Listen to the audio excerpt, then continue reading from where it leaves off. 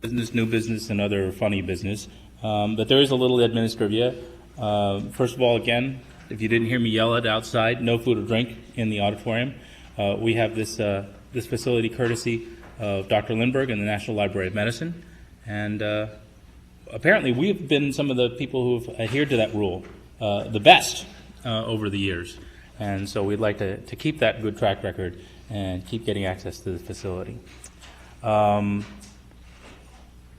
We have, if we didn't announce it last time, I know Gabor is here, we have added a person to the technical committee for WashCast, and that would be Gabor Hitzinger.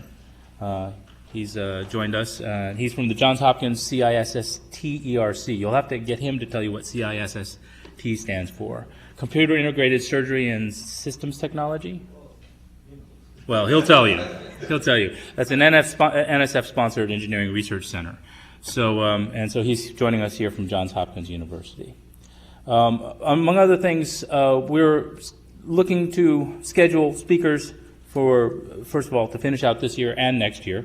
We have several ideas two ideas for the May meeting. There will be a meeting the third Tuesday of May, and then we will be recessing for the summer because most of us are going on vacation and scheduling meetings will be hard over the summer, and we'll pick it up again in September. We've begun negotiations with NIBIB, the National Institute for Bioimaging and Bioengineering, and asking Rod Pettigrew, their director, to be our first speaker for the fall season, to start off the 2004-2005 season. But that's still in negotiations. If you have other ideas of people that we'd like to bring to Washington to speak to the society, we'd be more than pleased to have your feedback. Are there other announcements today? I think the only thing, Terry, is there are new job announcements on the website too. And we're definitely not going to email people with the jobs, as some people might have suggested, because we all get enough email. But there are job announcements there, and we don't even get a finder's fee, but there are some announcements up there. Right, we do occasionally get people sending in postdoctoral announcements. For instance, the clinical center had a postdoctoral announcement. We put it on the job board, and also another position from Intuitive. Thank you very much. The robotics firm is looking for a scientific director. Ken Salisbury was our speaker in the fall, our first speaker in the fall about robotic surgery, and they are looking for high-level executive help, but scientifically motivated executive help out there. So check the job board if you have some ideas, interest, or if you know somebody who'd be interested in those positions. Other questions? Announcements? Our speaker tonight is Bill Lorenzen. Bill Lorenzen, I said that right? Man, I've been saying that so long. All of a sudden I decided it doesn't sound right. Bill Lorenzen, I sent you his bio. Everybody should have gotten his bio sketch before. The history of Bill Lorenzen and the National Library of Medicine goes back a long way. Among other things, I met Bill at a meeting on the Visible Human Project. And Dr. Ackerman, who was the supervisor, my immediate supervisor and the head of the High Performance Computing and Communications Office, asked the question, like, where should the Visible Human Project go? There was a small enclave of about, out of the 40 group, a group of 40 of us, a small enclave of us in the study section said, we should do software tools, because we should do segmentation. We should give people the ability to do their own segmentations, and among other things, that would give us a leg up on the next data set that comes in. And we were shouted down by the some 25 or 30 other people in the room that says, we want one exquisite segmentation of the Visible Human Project. Well, now it's been over 10 years since that meeting, and the exquisite segmentation is not so exquisite anymore. And yet there's still a pounding demand for software and software tools. 5 years ago, we started the project, the Visible Human Project Image Processing Tools Initiative, which was renamed the Insight Toolkit. And Bill is going to tell us a behind-the-scenes look at that software development. So, ladies and gentlemen, Bill Lorenzen. Thanks, Terry. Wow, magic. Well, it's really an honor to be here. I've spent a lot of time down here in the last 10 years, mainly the last 4 years, actually giving much of my blood, sweat, and tears to this software. So what I'd like to do tonight is sort of go inside it. I'm not actually going to talk about what the system does. I'm going to talk about how the system was built and how it is maintained today and how we think it'll carry on through the future, hopefully without substantial funding. So I'm going to talk just briefly about some experiences I've had with open source software, and then we're going to go inside Insight. We're going to look at what we think are some of the best practices available today for developing open source software. And I'm hoping that folks here will take away with them the fact that you can actually build really high quality software, robust software, with a distributed set of people with varying skills. And then I'll end with some observations, both some good and some not so good observations about the whole process. So I've been involved, our group has been involved with several open source projects. People are often curious why a commercial company gets involved in things like this, because we sell products, but certainly part of it's our personality, the fact that we like to share our ideas, and others that there are ways that people can leverage, in companies can leverage open source software, and there are many companies that do. So I think it's important for us to be involved, to not only take from this community, but also to give to it. So the first open source system that I was associated with was the Visualization Toolkit, which is still an active development today. There are thousands of users throughout the world. I know there are folks in the audience that use pieces of this. And in many sense, it has somewhat commoditized some portions of visualization. Another library that not too many people may know about also had some origins at GE Research. And this is a computer vision library called VXL. This was based on some early DARPA work in the Image Understanding program at DARPA. Some folks from GE R&D and a number of folks from the European computer vision community thought it was time to produce a new generation, and this is still a very active open source project. Its focus is really on basically two-dimensional imaging, segmentation of things like satellite photographs, fingerprints. It has very rich geometry representations and camera models. And another open source system I've been involved with, on the side at least, is the Slicer software from Brigham and Women's Hospital, which is used to control not only open magnets and some aspects of neurosurgery, but to do segmentation and registration. And it's really unified the work that the folks in Ron Kokinis' surgical planning lab have done. And once again, open source, freely available to, I believe recently they've completely opened up the license. So if I look at these packages that I know something about, I look and see what has made them successful. And in fact, we tried to apply these principles to the Insight Toolkit, ITK, and I'll talk in more detail about that in a minute. But certainly one of the themes of these successful packages is a community with a common vision. So it's not two or three people that want to do something interesting, but there's a community that wants to solve a problem, to share their ideas, and to try to advance the state of the art in their technology. Also, there have to be a pool of individuals that are willing to, many times, sacrifice things they might do at their normal job to participate in something like this. And so they have to be motivated, but of course they also have to be talented, because it takes, I think, a unique set of individuals to produce really good open source software. We found that it's very useful to have a mix of academic and commercial participants in these projects. Each group has different requirements.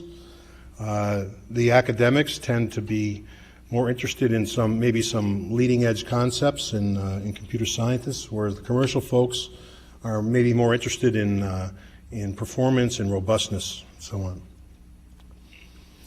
Now, what we found in all these projects is that we couldn't develop the software using conventional software development techniques. So through the years, we've looked at different ways of using lightweight software engineering approaches, and I'll talk a little bit more about that in detail. And you still need a leadership structure, so any of these open source packages, you'll notice there will be 1, 2, or 3 people. It's like Linux. I mean, there is a leader in the Linux community, and in these other communities there's certainly a structure involved where people take at least ownership for parts of the systems. Communication is essential, and I'll stress that throughout the talk about the Insight Toolkit. And finally, there has to be a business model. And by the business model, I don't mean a way necessarily to make money, but a way certainly for people to get credit for what they've done, a way for people that have invested time, a commercial company, for instance, to be able to take something like VTK or ITK and include it in a product without any fear of licensing structures and so on. So let's go inside Insight. So as Terry said, Insight is the Insight Toolkit, ITK. So I'll use those two terms interchangeably. So what is Insight? And I'm just going to give a very high-level review. It's a $10 million investment by NIH, actually, in open source software. All right, it's been going on, I think we're in our 5th year, at least 4 years. I think 2000, well, you'll see later, 2000 is when we first produced some software. So this is a sizable project. This is the size of a center grant. And the interesting thing is, this by the way, this was not a grant. This contract, very important point, this contract did not, as part of the contract, we weren't supposed to develop new algorithms. Now, it turns out along the way we developed a few new ones, but basically the notion was to produce a robust registration and segmentation toolkit that implemented state-of-the-art algorithms that weren't necessarily the algorithms that were developed by the contractors. So, interesting approach.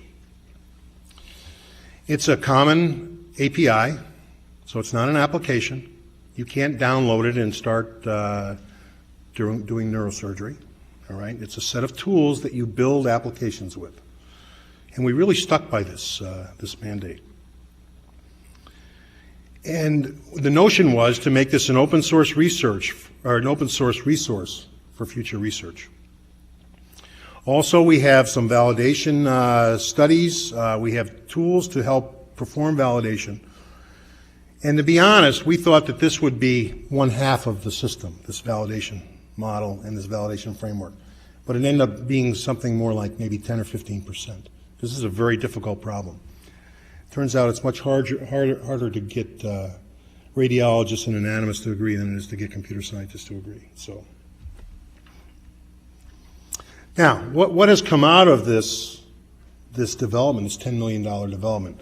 Well, the Insight Toolkit has.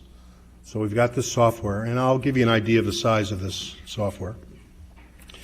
But beyond that, we also developed a number of other open source products. So each of these is open source, and it's freely available. First was a cross-platform build facility, because one of the mandates of this toolkit was that it run on multiple platforms, that it not just run on a Windows system or not just run on a Unix system. And those of you who have done software development know that one of the hurdles to doing it is the fact that you have a different sort of build system on each platform that you run on. So this was developed throughout the course of the project. Another piece of the system and another product is a wrapping facility that allows us to take the code that's written in C++ in Insight and be able to access it from other languages like TCL, Python, Java, Perl maybe. So Cable was developed as part of the project to provide those facilities.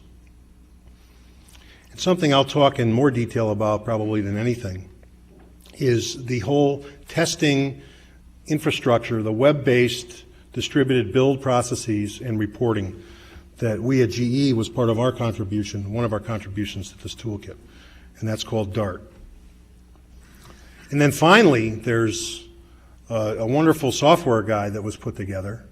Now here's a notion of a business model. There's a free version that's a PDF on the web, but you can also buy a copy of the book from Kitware.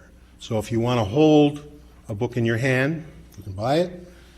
If you don't want to pay the $40 or $50, whatever it is, then you can either print it or put it on your laptop. It's the exact same book in both spots. So let me give you an idea of the software. And these numbers, I should have put the numbers that I put in for RSNA because things have changed quite a bit then. There's larger numbers in many cases. But I'll give you an idea of the size of the project that we're talking about here. So the first code, actually we're on the 4th anniversary of the first code check-in. The project started in October of 1999, and we went through about a 3-month process of getting to know each other and coming up with some basic requirements. And then in a meeting we held at our laboratory in Niskayuna, New York, in January of 2000, we laid down 10 or 12 requirements that the toolkit would meet, and then we sent everyone off to start thinking about how they'd implement their algorithms to meet those requirements. Since then, there have been 1,200 nightly builds. Currently, we're running 724 tests every night on 24 different platforms, and I'll show you how we do this. There are about 900 C++ classes in the system, so it's a good-sized system. 2,000 files with code. There's only about 400,000 lines of code, and this includes comments, so it's pretty tight for what it does. Along with those 400,000 lines of code, we have 100 lines of test code, 45,000 lines of examples, 160,000 lines of sample applications. We have some low-tech stuff. We've had 200 weekly TCONs, and I'll talk a little bit about that later. And we have 50 different developers contribute to the system. That's people that have actually written code and contributed it. There are 126 subscribers to the developers mailing list. Initially, that was just open to contractors, and now it's open to the general public. 630 subscribers to the users mailing list. We've had 5,400 developer emails, 3,800 user emails. And this is an interesting statistic, 4 out of the 6 PIs have actually checked in code. So I think that's pretty interesting. Those are the original contract. I didn't consider the subcontractors. So one of the rules for success is this vision, and we had this common vision that was given to us by NLM, and this is out of the RFA for the contract, was to create this dynamic self-sustaining toolkit. All right, and the notion is to empower researchers throughout the world, not to just have a few algorithms and a few laboratories where people can, segment gray and white matter. We want to make these facilities available to everyone throughout the world. And initially, the original intent was just to leverage the NLM's investment in the visible human data, but it's gone beyond that. Of course, the toolkit works very well with basically any sort of radiology data and other types of data also. The original team was 6 prime contractors. I've listed the industrial and academic contractors here, and in sub-bullets are the subcontractors, and in parentheses are the PIs. And you'll recognize many of these names. These are folks that have reputations in their own field. Now, many of us knew each other, but this team was not put together. GE didn't say, we're going to pick Kitware and Insightful and UNC and Pitt, and we're going to put a proposal into the government.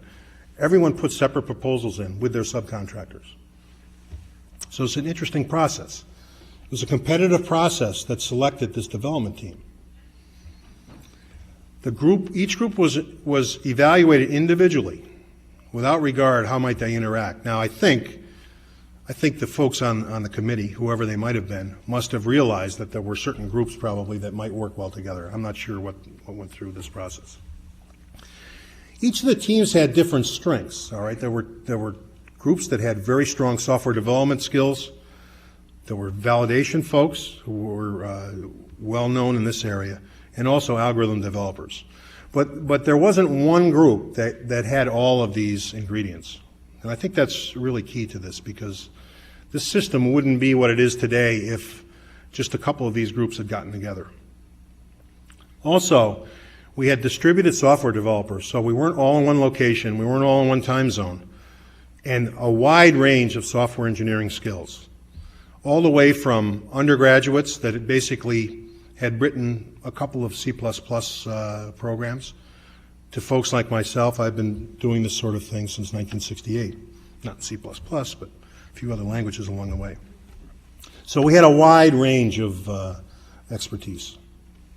I'd like to talk about some of the key components of what I'll call the inside architecture. These are really this is the underlying notions that we abided by as we built this system. So the first is that nowadays, basically, any system you build like this will be an object-oriented system. Object-oriented systems came into power in the 1990s, and it continues to be an accepted software development technique. There are books, actually, I was involved with one of the first books on this area, object-oriented modeling and design. And so these are taught in software engineering courses in universities. OOD is particularly good at dealing with complexity. And of course, we have languages available that support it, languages like C++ and Java. They have mechanisms to support the programmatic structures that exist within object-oriented systems. Now, generic programming is another, it's actually a bit different than object-oriented systems, all right, but they can live together, and I think we have a nice mix of the two. This, interestingly enough, too, the standard template library, some of the original work was done in our laboratory by Alex Stepanoff and Dave Musser when they were part of our computer science branch. But essentially, what it allows you to do is work with abstractions called containers and be able to move across those containers in a variety of different ways. And it really gives you a way to build reusable components. And we really took advantage of that in ITK. ITK uses this generic programming concept to process n-dimensional images, where n is as much memory as you can handle on your system. So we have no limitation on just being able to handle 3 or 4 dimensional images. These are truly n-dimensional. And it's really only through these generic programming concepts that we were able to do this. Another thing we relied heavily on is design patterns. Now you notice that all of these slides have books associated with them, which is very interesting. We tried not to reinvent new things as we went along. We knew from our experience what the good pieces, what the good software engineering practices and computer science practices were, so we tried to use those. And Design Patterns is a wonderful book that lays out different scenarios that occur often in software packages, all right? And it essentially tells you how to implement these in an object-oriented system. So ITK employs a number of these, object factories and a command observer mechanism that I'll talk a little bit about later, and smart pointer memory management, because if you're working in C++, unlike a system like Java, you have to be concerned typically with memory management.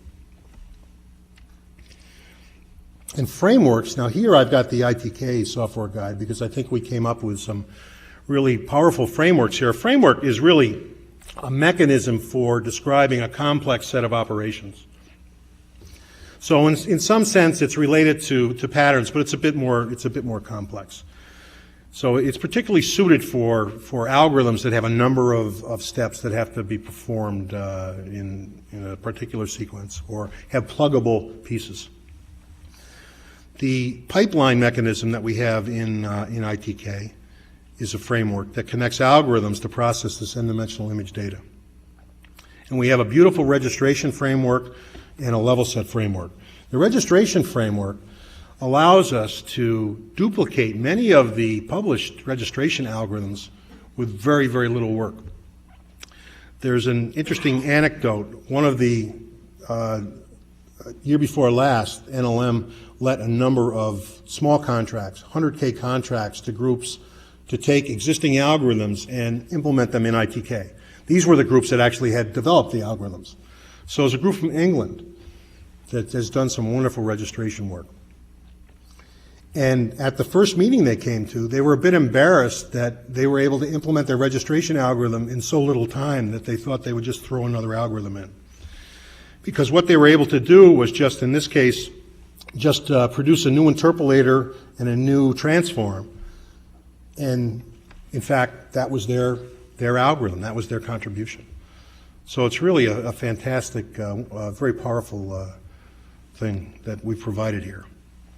Another framework in the system is a level set framework. Level sets are partial differential equation based techniques for representing evolving fronts. Now you can use these to do segmentation, you can use them to do image smoothing. There are a number of things you can do with them. And what we have is a framework that allows people to plug in new speed functions and new curvature functions without having to specify all the underlying partial differential equation engine solution. So once again, very, very powerful. So I think that this is the best level set, open source level set implementation around. Another thing was this notion of separating algorithms from interfaces. And here I have the VTK book, because when we built VTK, we realized from some work that we had done in-house that you did not have to tightly couple the user interface and the presentation of information with the algorithms, that there are ways to isolate those interfaces. And Terry Yu was the project officer on this project. And one thing that he held from day one, and it was in the RFP, and we pounded in the first few meetings, was that ITK would have no visualization. Because first of all, you wouldn't be able to get this group of people to agree on one visualization system. And secondly, we didn't want to infiltrate user interface concepts and display concepts into the toolkit. It's a segmentation and registration toolkit. Now, we knew how to do that because we had done a similar thing with VTK, but it did take some convincing, I think, of some of our partners. But I think we accomplished it. As part of these 100K contracts, there were at least 3 groups, maybe 4, that interfaced ITK to their visualization system. So Rich Robb at Mayo had a contract to interface ITK to Analyze, and they did it successfully. Chris Johnson's group at Utah, I think Chris talked to this organization maybe at the last meeting, their ski run package, their problem-solving environment, was able to interface ITK. And the folks at Kitware interface VolView, which is their commercial volume rendering package. So there are at least 3 instances, and we know of more, where people have done this.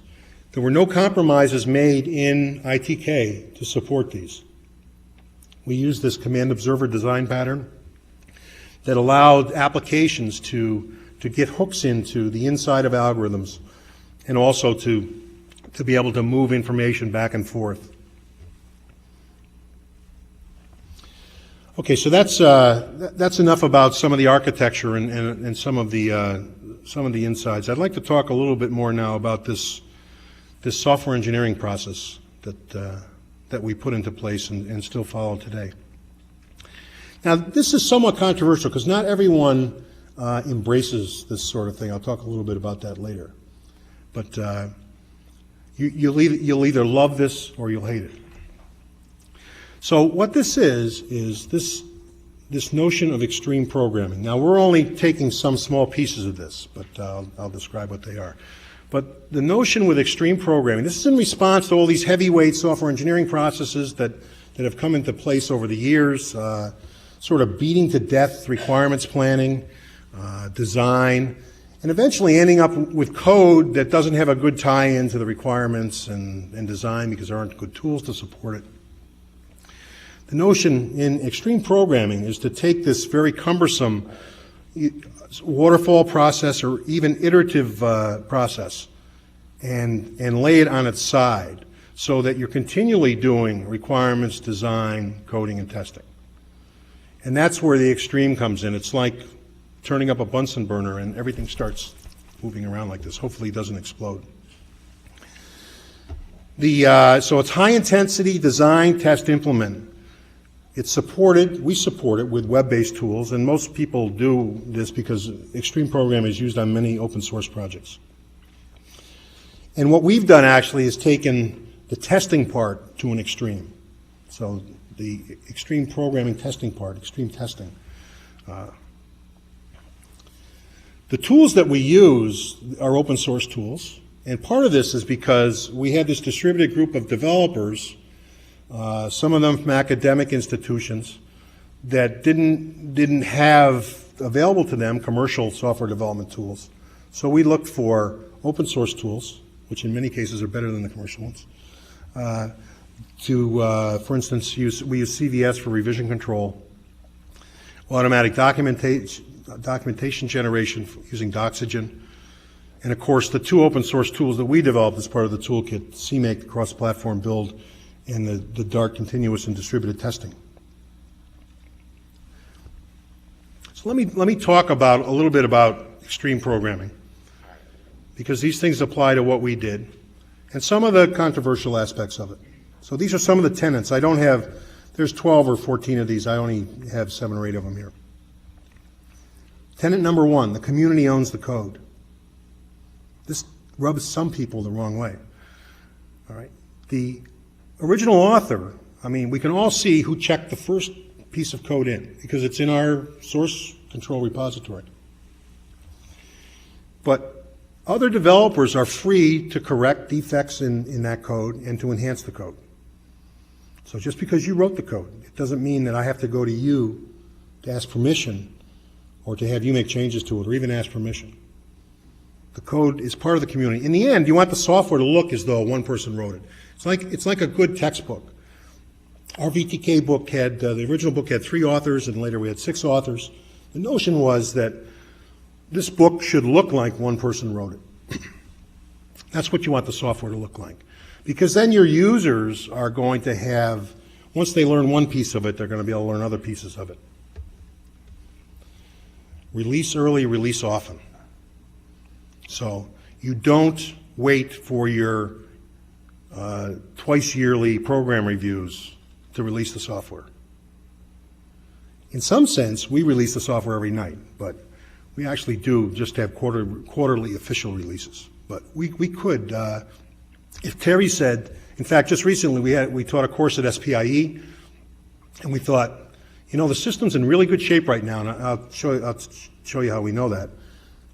We should do a release for SPIE, all right? And then all the folks at SPIE will have an official release of the system. It won't be some special version. So we did that. The notion is that the longer the code is available to the community, the more feedback you'll get and the better the code will become. Continuous integration. We never port. We never say, this summer we're going to port the system to XYZ platform. There's no scheduled porting. All the software builds every night on every supported platform. That's the rule. So if you don't have a Mac and you check something in that won't build on a Mac, well, hey, you better fix it, because that's part of the system. The system will be portable to the best of our capabilities every night. And this is the thing that people in the beginning get scared about. In the end, this is what empowers everyone to produce great software and to be able to make changes to other people's code. That is, all developers agree to keep the software defect-free. As I said, we don't want people to hold on to their code for 6 months and wait to check it in. We want it in as soon as possible. But we do expect that, A, the system will compile, that you won't break everything else. There'll be a test, and the test will at least pass on your particular platform. It may not pass on all 23 platforms that night, but the next day, you know, the first thing you're going to do is look at see what systems your system didn't build on. Now, it turns out that we have a process in place that I'll describe that will send email to developers if they break the build during the day. But there's also a community pressure. There's a peer pressure. People want the code to be good. They want the code to build. And there's nothing more embarrassing for someone to put something in the system that doesn't work, all right, and they don't fix it the next day, and that night some other developer fixes their error.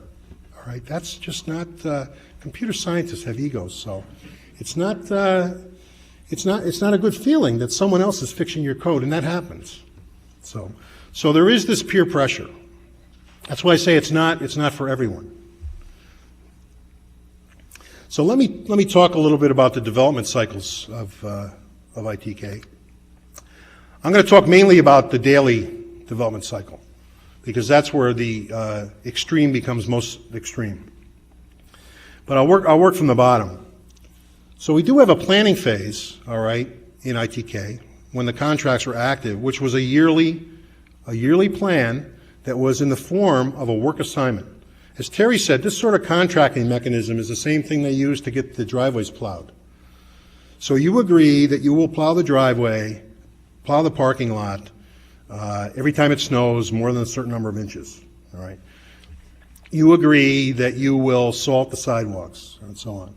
This is what we did at the beginning of the year. We would negotiate with Terry what we would do that year. And that became our work assignment. Typically, these were 16 or 17 items. Some of them were just attending meetings, but many of them, they might be implement 20 algorithms, develop a testing system, these sorts of things. Remember, this was a contract and not a grant. Quarterly, we had developer meetings. Interesting, though, we only met 3 quarters a year, but that's okay. We had 3 quarterly meetings a year. Early on, we had bi-weekly architecture review meetings where the core architecture team got together and would go over how the architecture had to be improved to respond to the other developers and also to see if the other developers were conforming to the architecture. And then a key thing are these weekly telephone conferences. We still have them, in fact, and it's been a great thing. It's a low-tech way of communicating, but people need to be involved in a personal way rather than just through emails and mailing lists. And then finally, this daily rhythm we have of the dashboard. So this whole testing dashboard system really anchors and drives the development process. It opens up the development process to everyone. Now, this is what scares customers sometimes, because people say, how can you live in this chaotic environment with 50 files changing every night and things not building and breaking here and there and tests failing? You have no idea, for instance, in GE, when we're building a system, what our system looks like today. All right, you see the final release. And that's the same with a lot of packages. But with ITK, we know the state of the system every day. Terry can go on the web and he can look and see what's the system look like today. There's nothing hidden at all. We see who's checked in code, all right, what platforms are running, all right, what new platforms have been added. The developers monitor this testing dashboard constantly, and if they don't actually look at it, they'll be reminded if they don't. Problems are identified and fixed immediately. And as I said, developers receive email if they break the build. So this is a little cartoon that shows how Dart enables this collaboration. So we have all these developers staring at their workstations throughout the world, and they're working on algorithms, they're fixing bugs, they're adding tests, and they check those into a CVS repository. This exists at Kitware. Part of their contract is to host all the software for this project. Now, on several machines throughout the world, they are monitoring what's being checked into this repository. And if they're not doing anything, and something's changed since the last time they did something, they'll check out the system and start a build and run tests. The results are rolled up once an hour on this dashboard. All right, the developers can see the results, all right, and then work So this is the whole Extreme thing. So these are Dart dashboards, and if we have time afterwards, I'll run some live here. I have an internet connection. Actually, these dashboards, this one's for VTK, and this one's for CMake, so they're not even used by Insight. This testing system is independent of the particular package you're working with. So here's a dashboard from Monday, this Monday. I decided, what the heck, I'll see what the system looks like Monday. And I'll show this in a little more detail in a minute. But basically what we have system names over here. So these are names like Kulu and Vigan and so on. So these are actual computer names of the systems. These are the platforms. So I'm sure you can't see this too well, but these are some Darwin. So these are Macs up here. There's several IRIX systems, a bunch of different flavors of Linux, including the Intel compilers, a couple of Suns, and then several Windows systems. Windows has 4 or 5 different compilers. Then there's a column that shows what's changed since the previous day. These are if there were configuration problems. And then there's a list of errors. There's 53 compiler errors on this one build here. Some warnings. We don't tolerate warnings in our code. All right. And then we have, here we have the tests that failed. You can see some tests are failing. One test is failing, and basically most of the tests are passing. So when I come into work in the morning, this is the first thing I look at. I assume all the developers do, but this is the first thing I look at. And what I look at is I can just tell by looking whether it's going to be a good day or I'm going to be a prisoner of quality that day. Right, so this is a good day. You can tell. One test failing and this crazy Python system is not compiling. But over here are the times when they were built. So this is a system in Norway, Central European time, when it was built. Eastern Standard Time, Central Standard, basically mostly Eastern Standard on this one, some other Central Standard Times. By the way, this Norway group, they sent a note to us. One of our requirements was we did not have to run on the Mac. At the time when we started the project, the Mac didn't have sophisticated enough OS and compiler to be able to handle the type of code that we were doing.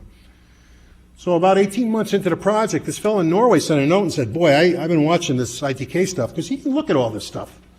And he was a VTK guy anyway. And he said, are you going to run on the Mac? We said, we don't have any Macs. He says, well, would you mind if I tried? So in this case, there was a port done, all right, because we didn't have a Mac. And he worked over there in Norway, and he would check in file. These would be all red. There would be 150 tests failing. And we actually had to talk to the Mac compiler developers because there were compiler errors. And they responded. And so now, there was a time when it was the only system where all the tests were passing, which was amazing because we didn't even have one. Now, Terry liked this for 2 reasons. First of all, he didn't have to pay anything for it. And secondly, Dr. Lindberg is a Mac user. So I gave a talk to the Regents a couple of years ago, and I talked about all the systems we were running on. He said, does it run on a Mac? And I said, no, and I knew Terry was in trouble. So what the system does each night, up here, there's a line that you can't read that says how many files were changed. And so here are the files that were changed that day. See, I fixed the problem here. There was an error in one of the tests. Oh, I fixed another problem. I guess I picked a good day when I was fixing problems. But this says this is the file name, and this is the description that the user typed in to describe why they made the change. And these, these are hyperlinks. So you click on that, and it takes you. It takes a copy out of the CVS repository and shows you an annotated change of what's changed. So here a line was added. Yellow means a line was changed. Some other lines were added. Now these tools are available to a lot of people, but what we did here was we made it very easy to get to. It's all available to you off this dashboard. We build on multiple platforms. Here's a case. You can look at a particular test. Here's a Laplacian image filter test. So we have an algorithm that does a Laplacian. And here, on this system, it's failing on the 2 Macs, and it's failing on 2 of the SGIs. Now, unless we drill down, we can't see why, but it's passing on all these other systems. We do a code coverage analysis every night of the code. So this tells us how many lines of code are being tested in each of our modules. People will say, you have code that's only 83% tested? hey, believe me, all right, you ought to see how your code is tested. Unless you've run an analysis like this, you have no idea how poorly tested your system is. So we know every night, and we can click on this, and it will show us which lines of code are tested and which ones aren't. We run a commercial package every night at GE, Purify, which checks for memory leaks and dynamic memory problems. All right, so here we have a few memory leaks, some uninitialized memory reads, which means you're accessing memory that you haven't initialized. And so this is reported nightly, and then you just click on this and it shows you the output of Purify. Once again, all accessible from the web, distributed to everyone throughout the world. Anyone can get at this. Many of our tests are regression tests. They check, we produce an image, we have a baseline image that's checked into our repository, we do a pixel by pixel comparison, and if even one pixel varies from what's checked into that repository, then the test will fail, and the system produces PNG files that show the baseline image, the image that was produced.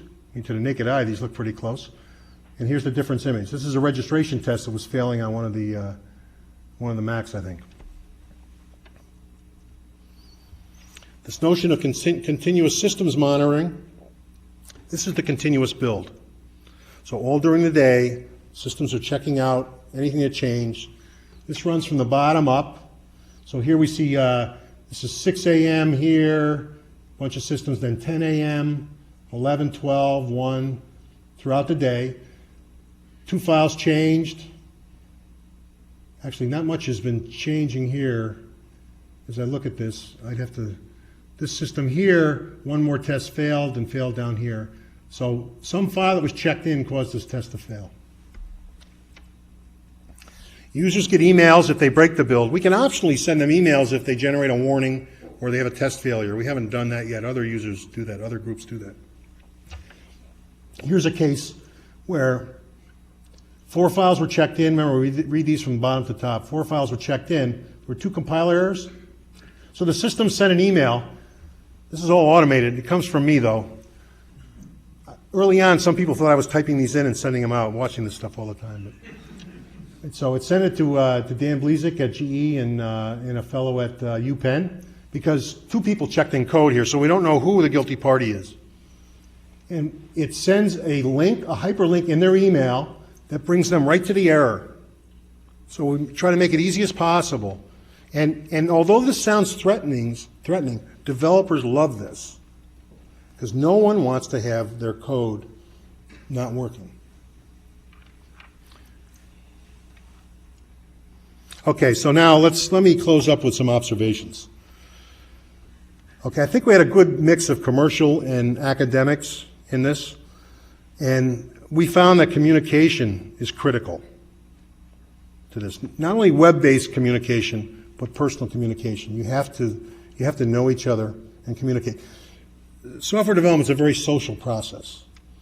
Now, some people are antisocial and they'll stay in their cubicles and they'll protect everything, right? But basically, I think computer science people like to talk, at least other computer science people. So it's a very social process, and communication is important. The daily rhythm of extreme testing, although it sounds like it might be very tiring and how can you keep this pace up all the time? It really is critical to this sort of development, and I think it empowers developers. This system showed that the whole is a lot larger than the sum of the parts. If any 1 or 2 of these groups had built a system, it would not be anywhere near as good as this system is. Initially, GE and Kitware, we thought we could sort of railroad through a VTK clone.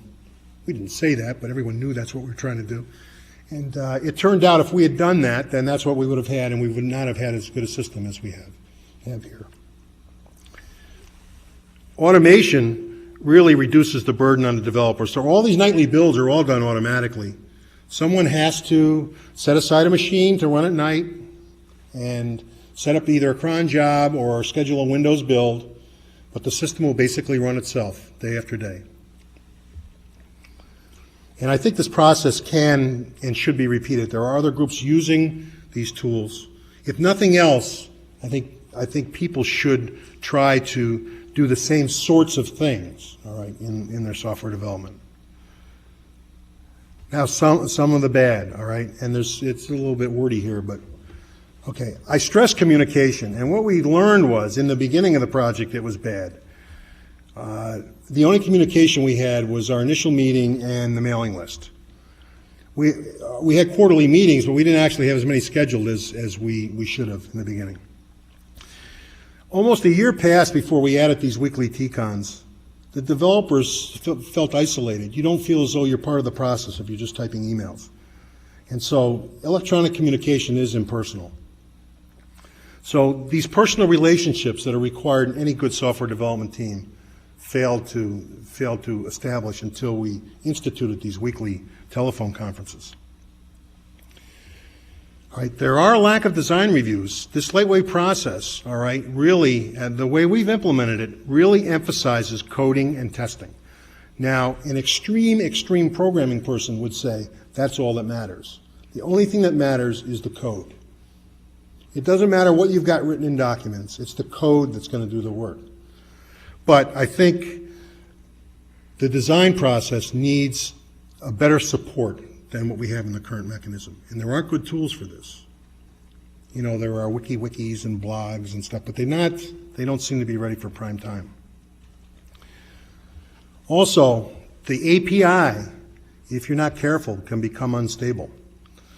This nightly testing and build system so empowers the software developers that in a couple of hours, you could go through and drastically change the system, run all the tests on your local platform, and if they all pass, check the stuff in. And if you look at the dashboard, everything's going to look great.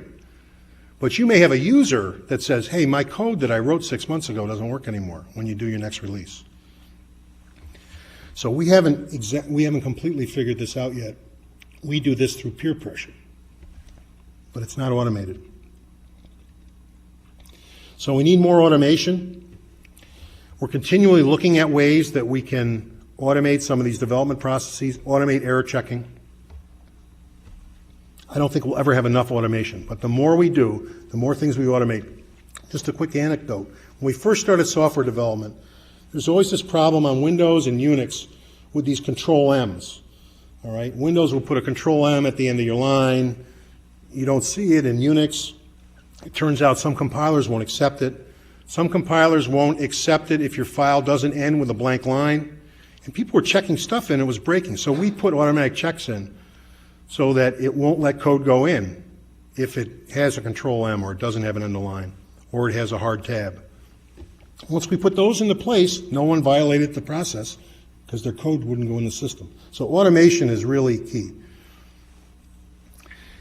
Complexity and feature creep is a problem, all right? I think we have a good handle on it, but this is a problem in any system as systems mature also. What people start to do is they start looking to the internal of the system, making the system more complicated. This is a natural progression in software development, in any software package. You've got to fight this, all right? And of course, feature creep, trying to do everything, trying to do things other than segmentation and registration, for instance, in the toolkit. So we constantly look at complexity also. Do we have too many template arguments? Are there too many differences in the sorts of APIs? And the ugly, okay? You still need a stick, all right? The dashboard can't control everything. So there has to be someone or a few people that are dedicated enough and get excited enough to hit people with a stick when they don't respond to the system. And also, extreme programming is not everyone's cup of tea. It does take a certain class of individuals. I would say that we probably had 80% of our group that bought into the system, which I think is great. So almost everyone bought into the process, but a few people only tolerated it. And they only did because we had this contract mechanism. All right, if it had been a grant, you know, they would have been long gone. So some parting thoughts from Robert Fulghum. All right, now think about how these thoughts work with your software development process. I know how they work with ours. So share everything. This is from Fulgham's book about everything you ever needed to know you learned in kindergarten. And share everything is sort of the open source credo. And I think we've stuck to that quite well. Play fair. So what you need to do is make sure everyone gets credit, all right, that people can publish, all right, that their contracts will be paid. Don't hit people even though you have a stick, all right. It's not good to hit people, so we try to moderate this. People on our mailing lists are very, very good. We really haven't had any personality problems. Put things back, okay? So when you check things out, all right, make sure you check them back in, all right? They should be in better shape than when you took them out. Don't break things. Clean up your own mess. So if you make a problem, you should fix it. You know, someone else may come and clean it up, but that's sort of embarrassing. Don't take things that aren't yours. Say you're sorry when you hurt someone. So I feel bad because there was one of these folks from England. We had something we call Bloody Friday. We tried a new technique. We were going to have a release, and we said, okay, August 15th is the last day anyone can check something in. And we said this on January 15th. And then on January 20th, one of the guys sent a note out and said, the last check-in day is so many days away. And then as we got closer and closer to that date, he kept sending emails out. There's 1 day left, all right? Then there's 5 hours left. And what happened was on that last day, there were about 500 files checked in. All right? And I remember I was at SIGGRAPH, I remember. And I, as I said, the first thing I do, even if I'm on a trip, I bring up that dashboard and look at it in the morning, and it was really, really red. So I looked at it, and some of the problems were with this fellow who I didn't recognize his name from England, who had checked, it's the first time he checked code in. So we're gonna cut a release, and he's trying to get his deliverable in on the last day. He'd never checked anything in. And it was obvious that he had never even compiled the code on his own program. So I sent him a note. And these notes, these kind of notes, I don't send to the list in carbon copy. We just send it to this person. You know, and I said, listen, we have a process in place. You should know this, all right? This is inexcusable. I'm taking the code out, all right? And don't check it in until it's fixed. And he never checked it in. So I am sorry to that fellow. I can't remember his name. All right, and of course, wash your hands before you eat and flush. So thanks. That's it.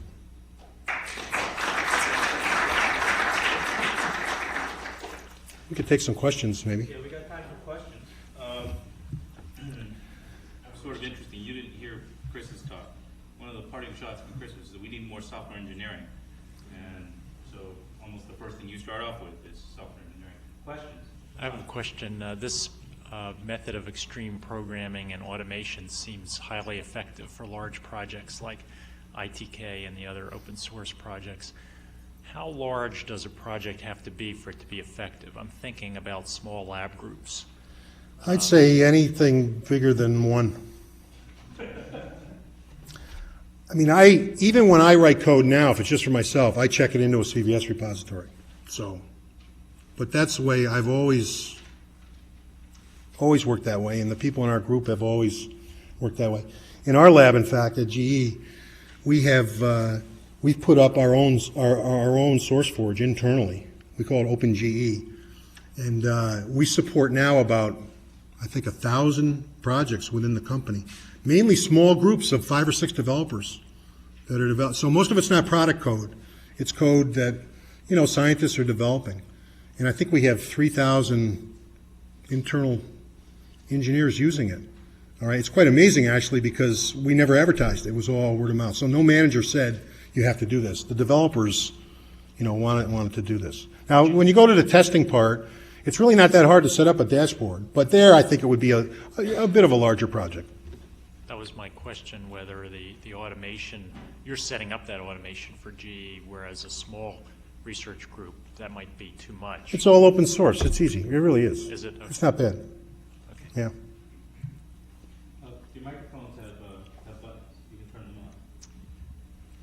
Thank you. I thought that was a well-organized talk. I'm interested in metrics, and since you gave some numbers, and I diddle with the numbers, it's about $25 for each line of code that you've generated, That's apparently. pretty cheap, actually. And how Wow. would that rank? I think that's, I'd have to look. I think that's pretty good. I'm not sure. I mean, most people will say, listen, I wrote this algorithm in 1,000 lines of code. It took me 2 weeks.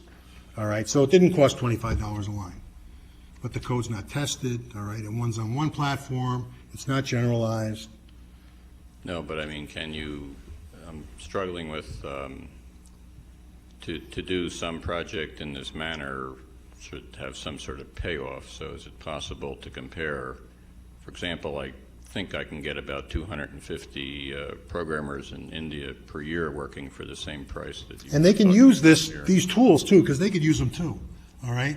Yeah, So, instead of 50. Let me try and answer the question in briefly. There's a microphone over here. It's 25 lines, dollars per line of code, but as one of the things Bill said is that it was programmed with generic programming.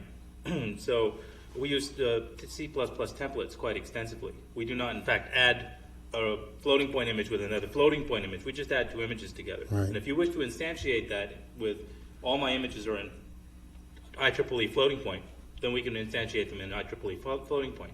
So in fact, that code can be expanded by instantiating templates to a whole variety of integers, 16 bits, floats, you name it. We can. yeah, there's no other lines of code. I mean, that's an interesting, I mean, Right. in a sense, it's really not fair to put numbers up like this. It's kind of a cute thing, because there's a lot of different numbers, all right? Terry likes it because he paid for a lot of this, but we actually try to take lines of code out. So if we can take out 50 lines of code, that's great, because it's 50 less lines we have to test and so on. So it's not a great measure.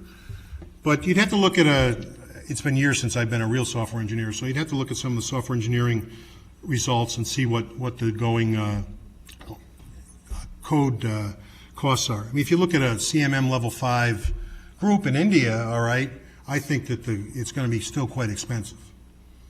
But So I had some similar thoughts, and I was going to ask the question a different way. I did also some little calculation, and I calculated it was like the productivity was 250 lines of code a day, although you don't want. And I think that's pretty impressive in some ways.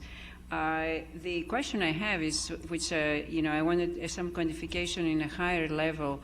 How much do you think that sped up the software development, in particular the debugging? Have you thought I of think it?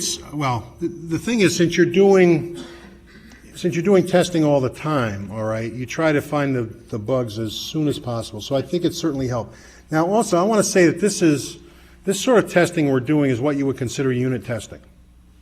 If you were going to include this, let's say in an image-guided surgery system or whatever, all right, you would take this code and then you would do integration testing and system testing for your use. All right. What we're doing, I think, is we're doing this unit testing better than most developers do unit testing. But we're not saying that we can completely replace a software quality assurance group. I think a software quality assurance group would like to get software that was this well tested, because then they can try to test it. They can try to break it in its actual use rather than worry about, some undefined variable somewhere that a developer should have caught. Maybe one extra small comment.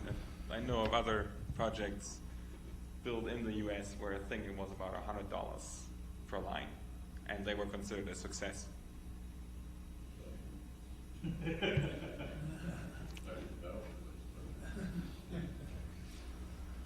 I would assume that most of your developers are not familiar with 24 platforms, so maybe they're familiar with 2 or 3, maybe 5. Is there sort of a go-to guy like, this runs on all the platforms I'm Yeah. familiar with, but it doesn't run on the G5? Is there a G5? Yeah, we have a guy, he works for Kitware, he's Brad King, and he's a young PhD student at RPI, but he knows the C++ standard. I mean, he's read it, all right? So someone will get to a point, and if you've ever worked with C++, especially templates, So you can get you can make a silly mistake, and you could get 5 or 6 pages of an error message. That's not fun to do. All right. So what will happen is occasionally, and this doesn't happen very often now because we've all learned during the course of the project, but once in a while someone will say, Brad, I give up. Can you tell me how to get this to run on this particular machine? So that does happen.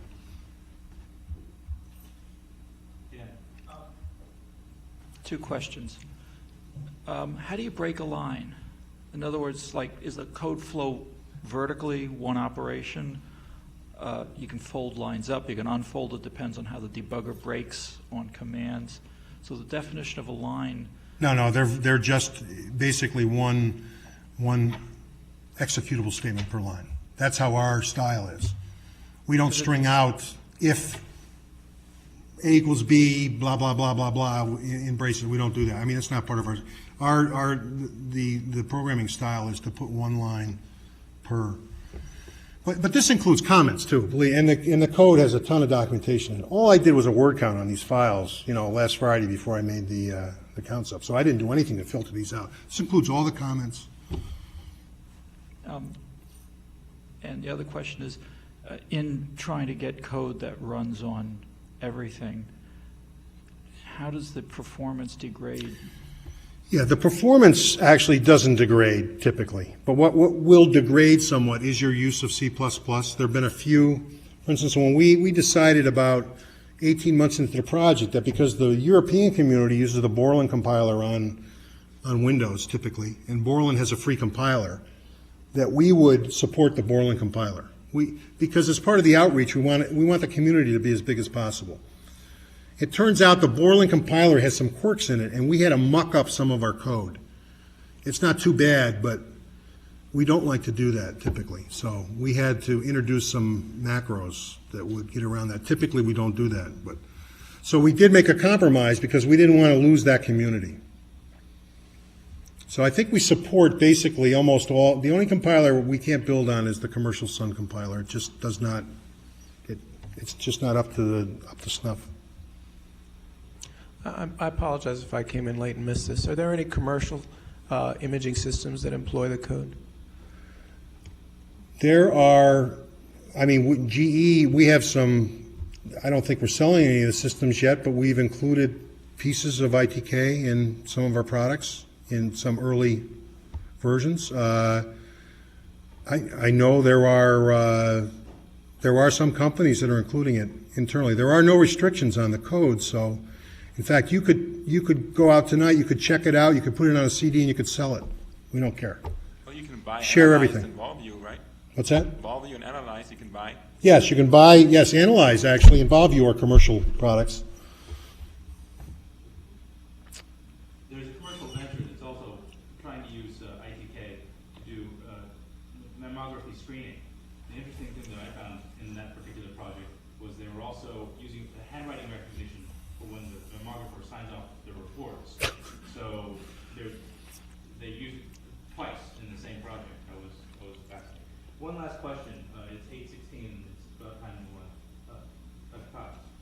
Yeah, how does the sort of error tracking system work? The system to embarrass the person into fixing something.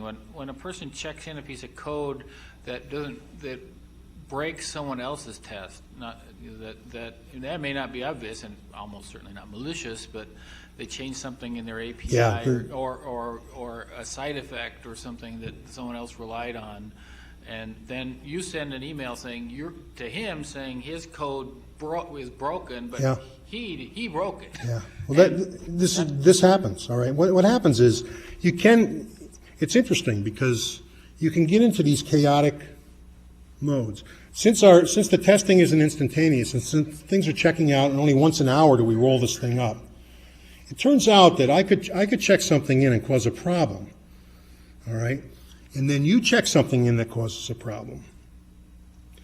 And I get an email saying that I broke the build, and I look and I see that you check stuff in, so you must have caused the problem. What happens is the system can get in a chaotic mode. And so that's when the stick comes out, and a message goes out and says, okay, No one check anything in except for the people that have caused these problems. Fix the problems, and then people check stuff. Now, we don't have to turn it off. We haven't gotten to that. In VTK, there have been times when they've actually turned off the repository and said, there will be nothing checked, and we're going to fix this problem. So you can get in this chaotic mode. Now, remember, in most systems, you don't have a clue on what's going on. I mean, believe me, like even the GE engineering teams, all right, they work in small groups. They're using ClearCase. They've got their versions checked out. They might do a merge once every week or two. All right. We see this. We see this as soon as it happens when there's a problem. All right. So it's very. But there are, things can get into these modes. What's really bad is if the internet goes down or something, you come in the morning and there's no dashboard, you think, oh my God, the system, it must be in horrible shape because you can't see the shape that it's in. So it's a very, very interesting dynamic that you get into. Well, thank you very much for coming. Bill will be available outside. We still have food, so we'd like to thank you. Great.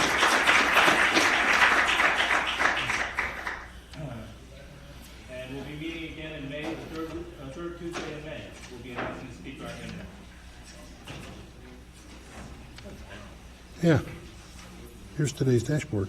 Yeah, no, I was looking at today's dashboard. Yeah.